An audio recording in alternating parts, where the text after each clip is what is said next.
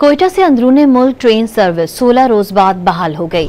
9 बोगियों पर मुश्तमिल जाफर एक्सप्रेस 400 मुसाफिरों को लेकर पिशावर रवाना हुई। रुकन कौमी असम्बली जमाल शाह काकड़ ने ट्रेन को रवाना किया। जाफर एक्सप्रेस के लिए सिक्योरिटी के सख्त इंतजाम किए गए। ट्रेन रवाना होने से कबल मुसाफिरों की जामी तलाशी और जांच पड़ताल की गई। ट्रेन के अंदर भी सिक्योरिटी के सख्त इंतजाम किए गए। सिक्योरिटी एहलकार तैनात हैं।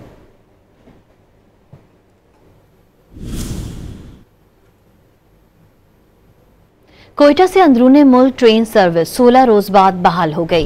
9 बोगियों पर मुश्तमिल जाफर एक्सप्रेस 400 मुसाफिरों को लेकर पिशावर रवाना हुई। रुकन कौमी असम्बली जमाल शाह काकड़ ने ट्रेन को रवाना किया।